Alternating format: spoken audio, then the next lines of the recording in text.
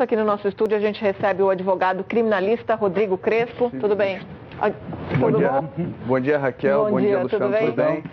Rodrigo. Você estava fazendo advogado? Civilista, na verdade, especializado em responsabilidade civil. Ótimo. Eu queria te perguntar, em relação, o Gustavo estava falando daquele acidente que teve em Rhode Island. Naquela época, várias pessoas foram responsabilizadas por aquele acidente. Agora a gente teve a informação de que os integrantes da banda já começaram a ser detidos pela polícia. Quem é que pode ser responsabilizado no caso desse aqui no Brasil? Só lembrando que naquela época até o fabricante do forro do revestimento foi responsabilizado porque o revestimento era inflamável. Perfeito, Raquel. No Brasil, todo aquele que contribuir para a causação do dano, para a ocorrência do evento danoso, ele pode eventualmente ser responsabilizado. Existem dois aspectos que devem ser levados em consideração, o aspecto criminal e o civil. Da responsabilidade civil, né? No momento, as investigações levam à busca de informações das causas do acidente, para identificar quem foram os culpados pelo acidente. Do ponto de vista civil, do aspecto civil, né? Existe uma relação de consumo entre as pessoas que foram até o evento, a festa, e as pessoas que proporcionaram aquele evento.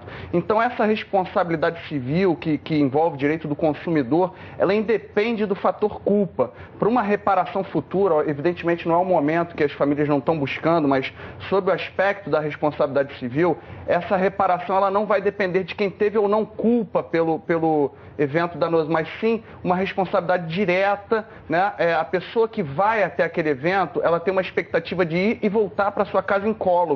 Então, esse dever de integridade física é uma garantia que é obrigatória para aquele que promove esse tipo de evento e todos aqueles que estão, de certa maneira, envolvidos na organização. Então, Rodrigo, existe uma corresponsabilidade, vamos dizer assim, desde o proprietário da casa, que é uma relação contratual, ofereceu o ambiente para os organizadores da festa, porque a festa foi organizada por terceiros, então quer dizer que existe toda uma cadeia de ligação aí até chegar ao consumidor final. Nesse caso, a corresponsabilidade existe, a responsabilidade tanto da organização quanto do proprietário da casa? Perfeito, Luciano. Do ponto de vista do direito do consumidor, da responsabilidade civil, existe uma responsabilidade que é conhecida como responsabilidade solidária.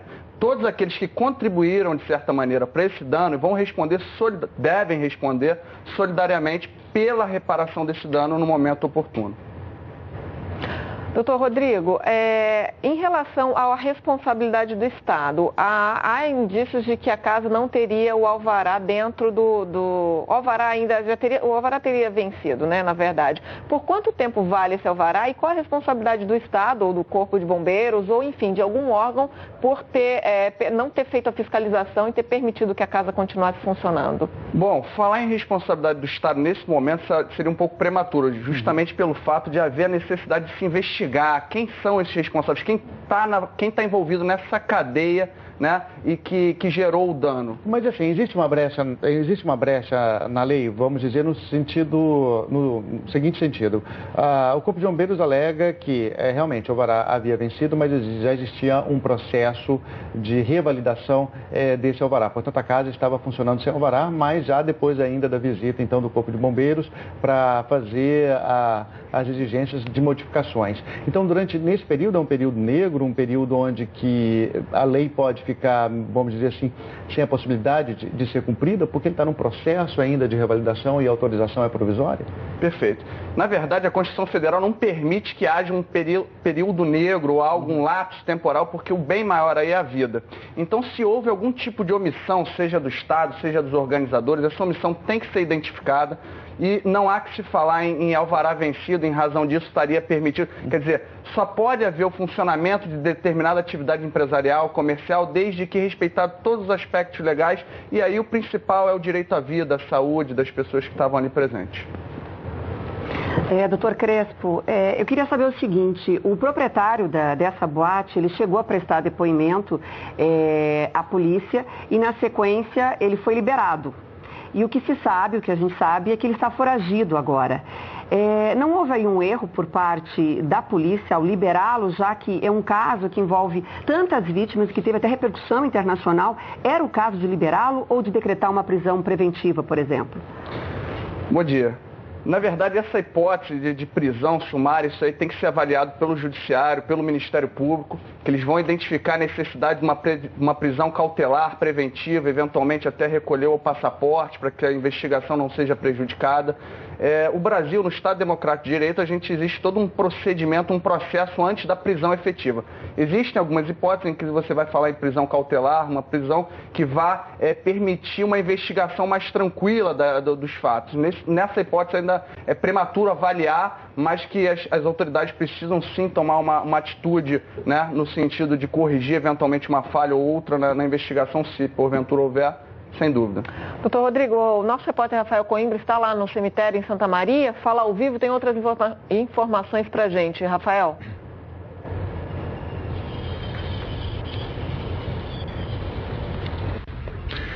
Olha, Raquel, nós estamos acompanhando aqui essa sequência de enterros.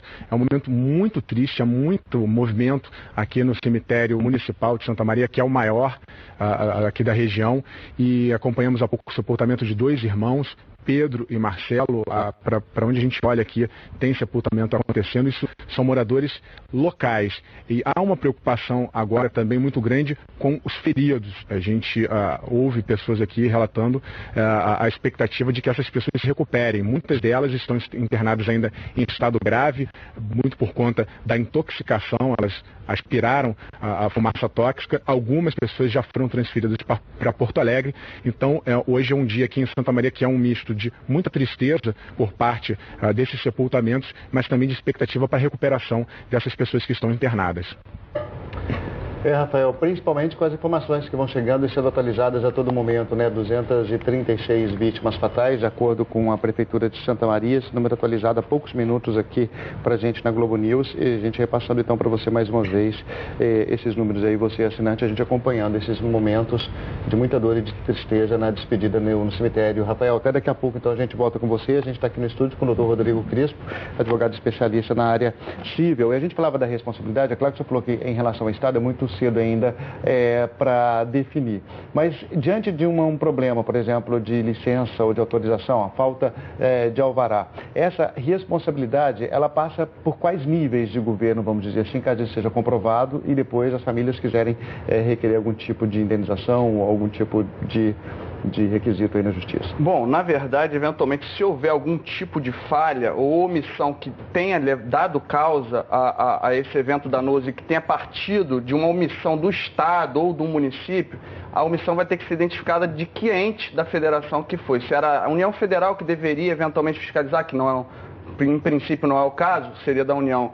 Se é o Estado que tem essa competência de fiscalização de eventos que são organizados na cidade, enfim, ou o município, isso tem que ser apurado caso a caso e, eventualmente, essa hipótese pode sim configurar uma responsabilidade solidária. Doutor Rodrigo, é claro que esse é um momento de dor para muitas famílias e os parentes e as pessoas que ainda estão no hospital, enfermas, mas o que legalmente as famílias devem fazer a partir de agora? Quais são os procedimentos? Bom, Raquel, hoje ainda considero bastante prematura qualquer tipo de ação, medida que venha se buscar, porque as famílias hoje estão consternadas, sensibilizadas, sofrendo. Existe um sofrimento muito grande nesse momento que realmente não seria o momento ideal para se pensar numa reparação, porque o que acontece? O sistema jurídico brasileiro, ele permite uma reparação integral do dano. Mas como falar em reparação integral de um dano que é a vida, né? Ceifou a vida de um ente querido? É impossível você restabelecer esse status anterior. Você não vai conseguir trazer de volta. Rodrigo, essa dor não tem preço. Não. Claro que não tem. Essa tristeza não tem valor financeiro que é capaz de retirá-la. Mas existem alguns procedimentos. Por exemplo, um acompanhamento médico dessas pessoas, porque foi um evento muito traumático. E não só para os pais que perderam os filhos, mas para os jovens que perderam amigos e até mesmo para os jovens que conseguiram escapar e com certeza devem vivenciar algum tipo de trauma com um evento desse. E nesse sentido existe alguma responsabilidade civil, por exemplo, para acompanhamento médico, psicológico, psiquiátrico a partir de agora e até por quanto tempo? Perfeito, Luciano. A realidade é que existe essa responsabilidade, não só dos organizadores, dos envolvidos, mas até mesmo do Estado. Nesse momento, o Estado e a nossa presidente Dilma, ela de fato está prestando uma solidariedade e disponibilizando os recursos necessários, os especialistas para fazer esse atendimento, para garantir a saúde seja ela física ou psíquica, dos cidadãos que foram atingidos aí por essa tragédia. Doutor Rodrigo, a gente sabe que o trabalho da perícia já começou e aí esse é um trabalho longo até serem analisados todos os pontos que fazem parte de um texto que vai explicar o que deve ter acontecido realmente naquela madrugada. Por quanto tempo esse trabalho ainda deve continuar? Quando é que essas famílias vão ter uma resposta sobre o que realmente aconteceu? Bom, hoje fica complicado eu afirmar que qualquer tipo de prazo, não existe um prazo legal para a conclusão dessa investigação, não no âmbito criminal, mas assim, é uma resposta às famílias. Acredito que existiram falhas elementares no local do evento, quer dizer, um ambiente grande com uma saída apenas, e talvez essa perícia não requeira tanto tempo para dar uma resposta concludente aí, contundente.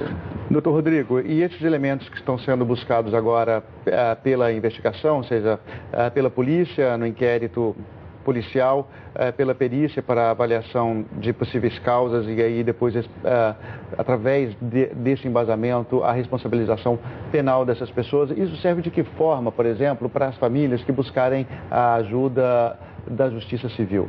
Bom, na verdade, no sistema brasileiro, jurídico brasileiro, o âmbito da justiça civil, ela independe talvez do resultado prático o que venha a se apurar no âmbito criminal. Então, elas são independentes. Uma reparação civil, ela não depende do resultado de uma investigação criminal propriamente dita. De toda sorte, os elementos que se apurarem no âmbito da investigação criminal podem sim ser utilizados no âmbito civil para identificar os responsáveis por aquele dano.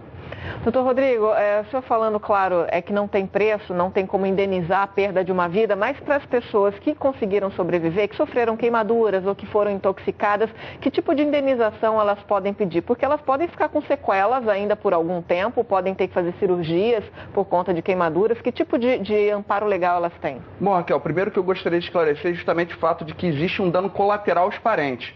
O fato de um familiar perder um ente querido gera para ele o direito a uma reparação, reparar o prejuízo daquele dano causado. Então, não só as pessoas que sofreram queimaduras ou estão hoje em estado grave têm esse direito personalíssimo de obter essa reparação, como também os familiares. E essa reparação, ela tem um caráter extrapatrimonial, que aí eu falaria na hipótese do dano moral, e um caráter patrimonial também, que é o dano material, aquilo que aquele jovem deixou de produzir ou vai deixar de produzir por uma expectativa de tempo, que seria a capacidade produtiva dele, laborativa, enfim, durante um período de tempo. Doutor Rodrigo, mais do que a responsabilização penal e a indenização, as pessoas que frequentam locais como esse, casas noturnas, precisam também se ater à questão da segurança e até reivindicar quando perceberem algum tipo de irregularidade. Falta um pouco isso no brasileiro, né? Perfeito.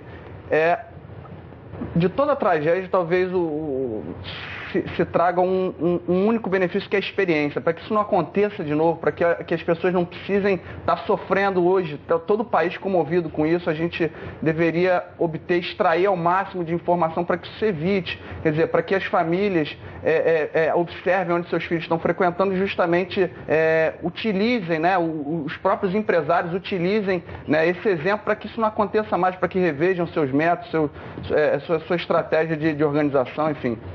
É que todo mundo espera, né? Doutor Rodrigo Crespo, advogado especialista na área civil. Muito obrigado, muito bom dia. Obrigada, doutor Rodrigo. E obrigado por ter aceito o nosso convite para estar aqui na edição das 10. Prazer.